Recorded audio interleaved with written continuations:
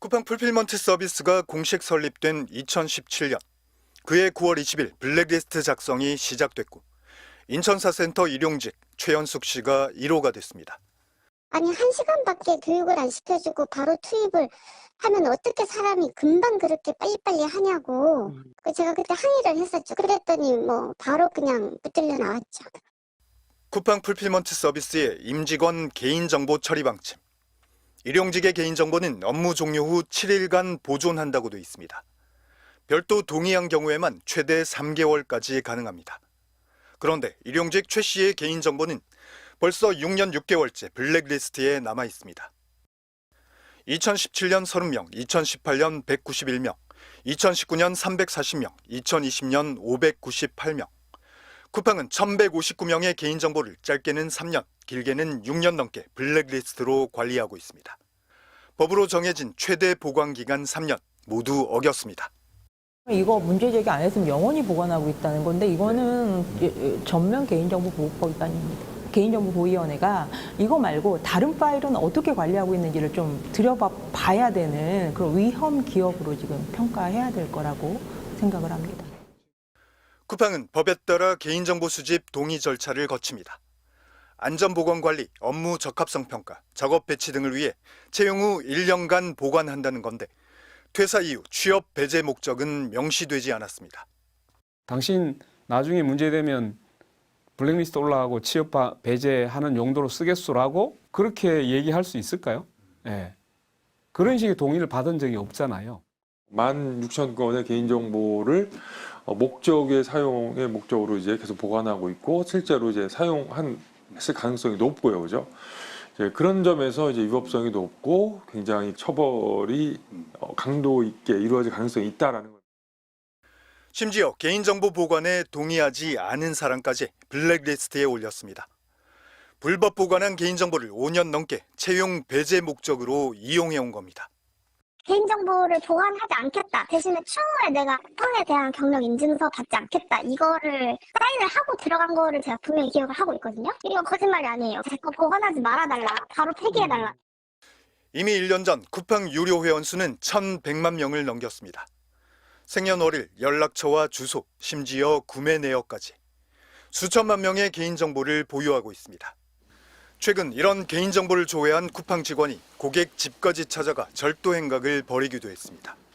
이 사례에 대해서 잘 대응을 하지 않는다면 더 많은 플랫폼 기업들이 이와 비슷한 방식의 블랙리스트들을 이용하고 소비자에 대한 정보까지 전부 취합을 해서 어마어마한 정보 권력을 안 좋은 방향으로 좀 사용을 하지 않을까 그런 우려도 좀.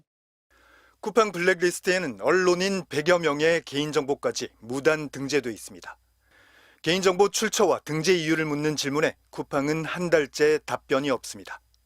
노사 법치라고 하지 않았습니까? 분명히 불법이 있으면 노든 사든 불법을 처벌한다, 단죄한다라고 했으면 이 사건은 반드시 제대로 그 조사해서 일벌백계 해야 되는 이런 사안인 것 같습니다. 대신 쿠팡은 블랙리스트를 폭로한 MBC 기자 4명을 형사 고소했습니다. 혐의는 개인정보보호법 위반 등입니다. MBC 뉴스 차주혁입니다. 처음으로 얼굴과 실명을 공개하고 기자회견장에 나온 제보자 김준호 씨. 경기도 이천 쿠팡 물류센터의 단기직 채용 담당자였습니다.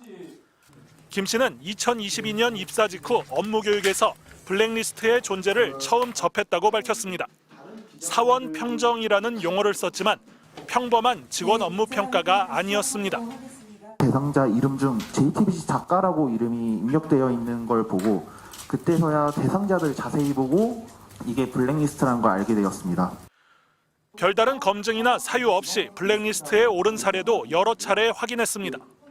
관리자랑 다툼이 있었다는 이유로 오르거나 마음에 안 든다는 이유 혹은 고용노동부에 신고했다는 이유로 억울하게 블랙리스트에 올라간 사람들이 많이 보게 되었고 김 씨는 퇴사 후 공공운수노조 쿠팡 물류센터 지회에 가입했고 또 다른 전직 쿠팡 직원의 도움으로 입수한 PNG 파일, 즉 블랙리스트 의혹 문건을 국민권익위원회와 MBC에 제보했습니다. MBC 보도 직후 쿠팡 측은 PNG 파일을 출처 불명의 문서라고 주장하더니 사흘 만에 기밀을 유출했다며 제보자 등을 고소했습니다. 김 씨 등 제보자 2명은 공익신고자 보호법에 따라 국민권익위에 보호 조치를 신청했지만 권익위는 2주째 별다른 답변이 없습니다.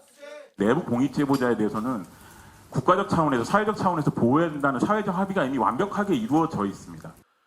쿠팡 대책위는 블랙리스트 피해자 중 1차로 80명이 이달 중으로 쿠팡을 형사 고소할 예정이라고 밝혔습니다. 쿠팡 측은 민주노총과 MBC는 회사의 영업 기밀 자료를 탈취한 범죄자들을 공익 제보자인 것처럼 둔갑시키고 있다며 오늘 기자회견은 경찰이 수사 중인 범죄 행위를 비호하는 내용에 불과하다는 입장을 보내왔습니다. MBC 뉴스 조이명입니다. 불거진 의혹에 대한 진상조사나 사과 대신 쿠팡이 선택한 건 법적 대응이었습니다. 쿠팡은 어제 민노총 간부가 직원과 공모해 회사 기밀을 탈취하고 MBC에 전달한 정황을 확인했다는 입장문을 냈습니다. 그리고 본인들이 지목한 사람들을 형사 고소했습니다. 또 뉴스데스크의 보도가 가짜뉴스라며 방송통신심의위원회에 제소했습니다. 그리고 블랙리스트 의혹을 보도한 MBC 기자 4명을 오늘 형사 고소했습니다. 쿠팡은 PNG 리스트에 현직 국회의원이 포함됐다는 어제 보도도 문제 삼았습니다. MBC는 쿠팡 물류센터의 노동 여건을 확인할 목적으로 직접 체험을 했다는 이탄희 의원의 입장을 전달했는데 쿠팡은 MBC가 국회의원까지 부당하게 탄압하고 있는 것처럼 허위 주장을 하고 있다고 주장했습니다. 또 보도 직후 이 의원의 근무 시간, 결격 사유인 근무지 무단 이탈 등을 확인해 공개하기도 했습니다.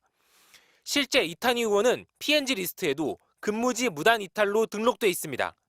블랙리스트의 존재 자체를 인정하지 않는 쿠팡이 출처불명이라던 PNG 리스트의 신뢰성을 확인해 준 건 이번이 처음입니다. 쿠팡은 내부 전산망에서 PNG 리스트 관리로 명시된 프로그램의 주소가 왜 블랙리스트라는 이름을 달고 있는지, 또 쿠팡에서 일한 적도 없는 70여 명의 현업 경찰청 출입기자의 명단이 그대로 PNG 리스트에 옮겨져 관리되는지는 설명하지 않고 있습니다. MBC 뉴스 김건유입니다.